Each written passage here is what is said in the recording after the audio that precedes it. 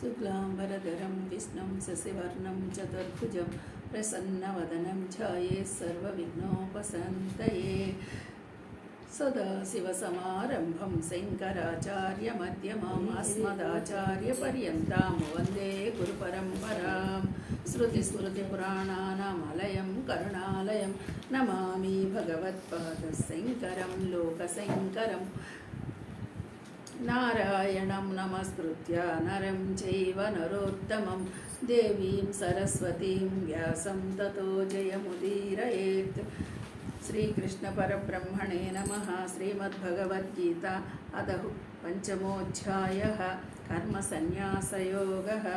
అమ్మ ఈరోజు మనము క్రితం క్లాసులో 5వ అధ్యాయం 11 శ్లోకం చెప్తాం. ఈవేళ 5వ అధ్యాయంలో 12వ శ్లోకం. యుక్త కర్మ ఫలం త్యక్త్వా శాంతిమాప్నోతి నైష్ఠికీం అయుక్త కర్మకారేణ ఫలే శక్తో నిబధ్యతే. కర్మ ఫలం త్యక్త్వా అంటే చూడండి, ఇక్కడ కర్మఫలాన్ని ఎలాగ మనం వదిలిపెట్టడం అనే విషయం మనకి ఈ శ్లోకంలో చెప్పబోతున్నారు. ముందటి శ్లోకంలో మనము కర్మలని ఎలా పోగు చేసుకుంటున్నామో అర్థమైంది. మమత, ఇక్కడ మమతాసక్తులమయ్యి ఇంద్రియము మనసు బుద్ధి ద్వారా కర్మలని పోగు చేసుకుంటున్నాం. అంటే సంఘం అన్నిటితో మనము కలయిక, పరిస్థితులు వ్యక్తులు అన్నిటితో ఉండి ఆ కలయిక ద్వారా మనము ఇంద్రియాలని మనసుని బుద్ధిని శరీరాన్ని దూరం చేస్తున్నాం. పరమాత్మకి దగ్గర నుంచి ఇంద్రియాలు బయటకు వెళ్ళిపోతున్నాయి, శరీరం దాంతోపాటు వెళ్ళిపోతుంది, బుద్ధి దాంతోపాటు ఆలోచిస్తుంది. ఇంకా మనం పరమాత్మకు దూరం అయ్యామా దగ్గర అయ్యామా? దూరం అవుతున్నాం. ఇలాగ సంఘానికి దగ్గరయ్యి పరమాత్మకి దూరం అయ్యి ఈ సంఘంతో మనము ఎప్పుడైతే మమేకం అవుతున్నామో అప్పుడు అంతఃకరణ శుద్ధి ఎక్కడ ఉంటుంది? ఉండదు. అంతఃకరణ శుద్ధి లేకపోతే కర్మలని ఇంకా ఇంకా చేస్తూనే ఉంటాం. అంతఃకరణ శుద్ధితో చేసిన కర్మలకి అంతఃకరణ శుద్ధి లేకుండా చేసిన కర్మలకి తేడా మీకు బాగా తెలుస్తుంది. ఈ విధంగా ఆ కర్మలలో కూరుకుపోయిన వాళ్ళు ఏం చేస్తున్నాము? మళ్ళీ కర్మ ఫలితాన్నే ఆశిస్తున్నాము, కర్మ ఫలితాలనే ఆశిస్తున్నాము. అందుకని మనం ఇవాళ చెప్పుకునే క్లాసు ఈ కర్మ ఫలితాన్ని ఆశించకుండా నిష్కామ కర్మ అనే ఒక మాట చెప్తున్నారే, దాన్ని మనము ఎలాగా చేసుకోవాలి, దాన్ని ఎలా అలవర్చుకోవాలి ఆ విషయంగా మనం ఇక్కడ చూద్దాం. ఇక్కడ యుక్త కర్మ ఫలం త్యక్త్వా అంటే యుక్త అంటే నిష్కామ కర్మ యోగి. ఇది ఫలం కర్మఫలం త్యజించి. ఇప్పుడు కోరిక లేకుండా కర్మని చేస్తే నువ్వు ఫలితాన్ని ఆశించవు. కానీ ఎవరైనా కోరిక లేకుండా కర్మలను చేయడం అనేది సాధ్యం కాదు. కానీ అలా చెయ్యగలిగితే నువ్వు ఫలితాన్ని ఆశించు. ఇప్పుడు కర్మనైతే చేస్తున్నాము, కర్మలైతే చేయవలసిందే తప్పదు అని మనకు అర్థమైనప్పుడు ఫలితాన్ని ఆశించకుండా ఉండటము సాధ్యము కాదా? కర్మ చేయడం ఇక్కడ బాగా జ్ఞాపకం పెట్టుకోండి. కర్మ చేయటమేమో తప్పదు, కర్మ ఖచ్చితంగా చేయాలి. కానీ ఫలితాన్ని ఆశించడం అనేది అది నీకు నీ బుద్ధికి సంబంధించింది. నువ్వు ఆశిస్తున్నావా, ఆశించట్లేదా? ఆశించకుండా ఉండగలిగినటువంటి శక్తి నీలో ఉన్నది.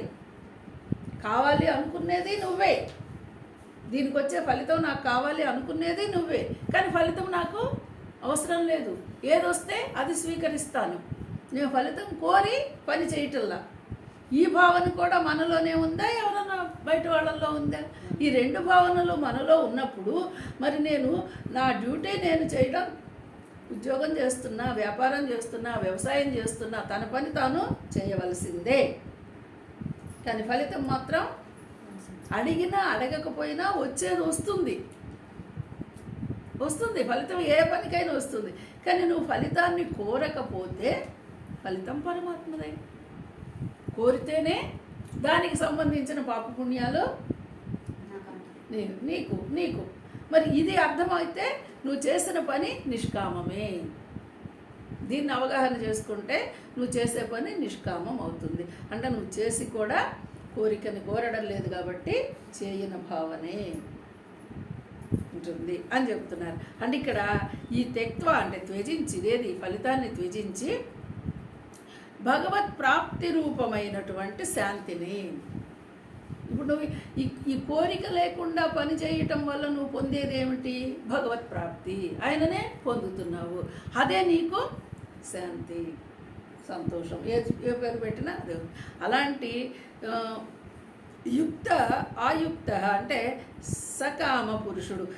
ఇట్లా చేయగలిగిన వ్యక్తులైతే కామకారేణ వాంఛ ఫల ప్రేరణం చేత, ఇప్పుడు మనం కోరికతో చేస్తేనేమో అది కోరిక వాంఛ, అది ప్రేరణ చేస్తూ ఉంది. ఇప్పుడు ఒక కర్మ చేశారండి, ఒక పని చేశారు, ఆ యజ్ఞమో యాగమో చేశారు, దానివల్ల మీకు ఫలానా ఫలితం వచ్చింది. ఈ ఫలితం వచ్చింది కాబట్టి నెక్స్ట్ ఇంకేం యాగం చేద్దాము, ఇంకేం యజ్ఞం చేద్దాము, ఇంకేం ఉపవాసాలు చేద్దాము. మరి కోరిక ఆటోమేటిక్ వస్తుంది కదా. ఎందుకు వస్తుంది? ఇంకా దాన్ని ఏదైనా సాధించాలి అనేటువంటి ఆలోచన వస్తుంది. మరి అలాంటి వాంఛ ప్రేరణే కదా అది. ఆ వాంఛలన్నీ నిన్ను ప్రేరేపిస్తున్నాయి చెయ్యాలి అని. మరి కర్మలను అట్లా ఆసక్తితో కర్మలను చేస్తే మళ్ళీ ఆ కర్మల్లో కొత్త కర్మలు మళ్ళీ ఇప్పుడు చూడండి, ఇంతకుముందు మనకి లేనివి ఈ రోజున ఎన్నో వింటున్నాం.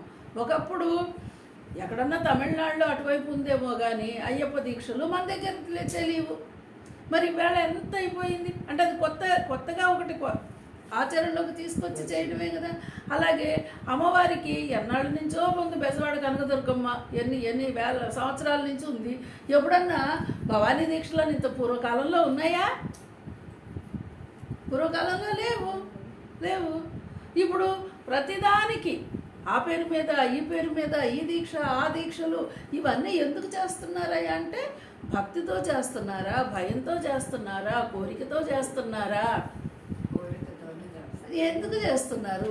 నిజంగా భగవతత్వాన్ని అర్థం చేసుకొని, భగవతత్వాన్ని అర్థం చేసుకుంటే తత్వబోధ అర్థమైతే నువ్వు ఇవన్నీ చేయాల్సిన అవసరమేమీ లేదయ్యా, నువ్వు నేను ఒకటేనని ఆయన చెప్తున్నాడు. నీ డ్యూటీ నువ్వు చేయి, నీ కర్తవ్యాన్ని నువ్వు నిర్వహించు, నీ నియతి ప్రకారం నువ్వు ఉండు, నీ నియతిని తప్పుకు అని చెప్తున్నాడు. అది వదిలేసేసి మరి ఇంకా ఈ రకరకాలవి చేస్తూ ఉంటే మరి ఇంకా నెక్స్ట్ ఇయర్ ఇంకో కొత్త దేవుడిని ఏదన్నా చెప్పారనుకోండి, మేము ఈ కొత్త దీక్ష తీసుకున్నామంటే చాలా బాగుంది అంటారు. మళ్ళీ జనం అంతా పొలమంటూ ఆ కొత్త దీక్షకి వెళుతుంటారు. అంటే ఇవన్నీ ఏంటి? ఈ కర్మల్లో కూరుకుపోయి, అంటే ఇవన్నీ చెయ్యొద్దు లేకపోతే మేమేమో పూజలకు వ్యతిరేకం అని కాదు, ఇక్కడ చెయ్యొద్దని కాదు. నువ్వు చేసేదాన్ని ఒక నిబద్ధతతో అర్థం చేసుకొని ఇది అవసరమా, ఇది ఎంతవరకు చెయ్యాలి అనేటువంటి భావన అర్థమైతే వాడు కర్మత్యాగే. కానీ అది లేకుండా నాకు ఇదే కావాలి, నేను ఇదే చెయ్యాలి, వాళ్ళు చేసి సక్సెస్ అయ్యారు, వీళ్ళు చేసి సక్సెస్ అయ్యారు, వాళ్ళు ఎందుకు సక్సెస్ అయ్యారో, వాళ్ళు ఏం చేశారో, ఎవరిది వాడిదే కదా. ఈ లోకంలో ఈ విధంగా కర్మల చేత బంధింపబడి బద్ధుళ్ళవుతున్నారు అని చెప్తుంది ఈ శ్లోకం. మరి ఇట్లాంటి కర్మల్లో బంధీలం అయిపోవాలా? ఈ కర్మల నుంచి జ్ఞానం వైపు వెళ్ళాలా? జ్ఞానం వైపు ఒక అడుగు వెయ్యాలా?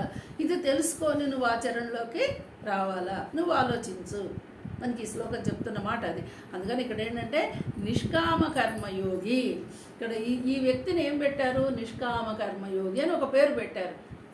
కర్మే, యోగి కలిసే ఉన్నాడు పరమాత్మతో, కానీ అది నిష్కామం, ఏ కోరిక లేకుండా చేయటం, ఇలా తెలుసుకోవడం.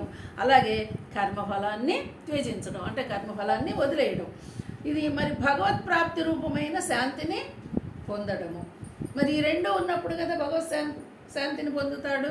ఈ శాంతిని పొందడం, కర్మఫలాసక్తుడైన వాడు ఫలేచ్ఛతో కర్మలను ఆచరించి దానికి బద్ధుడవుతున్నాడు. ఇక్కడ ఇదేనే ఒకటే తేడా. కోరికతో ఫలితాన్ని ఆశించి పనిచేస్తే మళ్ళీ ఆ కర్మంలో కూరుకుపోతాడు. ఫలితాన్ని ఆశించలేదు, నా డ్యూటీ నేను చేస్తున్నా, ఇది నేను చేయవలసింది, నా నియతి. సూర్యుడు వస్తున్నాడు, ఎందుకు వస్తున్నాడు? ఏ ఫలితాన్ని ఆశిస్తున్నాడు? మన కోసం. మరి మనం కూడా చేసే పని ఏ ఫలితాన్ని ఆశించకుండా ఒక వ్యవసాయదారుడు కూడా నిజంగా ఫలితాన్ని ఆశించిన నలుగురు కోసమే పనిచేస్తున్నాడు. అది తానేం పండించిందంతా తినడు, నలుగురు కోసం పనిచేస్తున్నాడు, నలుగురు తృప్తిగా ఉండడానికి. అందులో తన లాభం ఉంది, సో కాదనేది కాదు, కానీ మెజారిటీ ఉంది. అందుకని మనం కూడా మరి మనం చేసే పని వల్ల ఇతరులకు కూడా మేలు జరగాలి. ఆ భావం అంటే మనమేదో మేలు చేస్తామని కాదు, పరమాత్మ సరిదిద్దేవాడు, ఆయనే చూసుకుంటున్నాడు. అయినా కూడా మన భావన ఎలా ఉంది, ఆయనే వచ్చి చేయటం లేదుగా మన పని మనమే కదా చేస్తున్నాము. అందుకని ఈ పనిని గుర్తించి చెయ్యగలగడం, ఈ చేసినందువల్ల నువ్వు కర్మల్లో పడవయ్యా, బందీవి కావు, పైగా పరమాత్మని పొందుతావు, అదే నీకు శాంతి, ఆ స్థానాన్ని నువ్వు పొందుతావు అని చెప్తున్నాడు. ఇక్కడ నిష్కామ కర్మ అనే దాన్ని మనకి ఈ శ్లోకంలో కాస్త వివరంగా చెప్పారనమాట. హరి ఓం.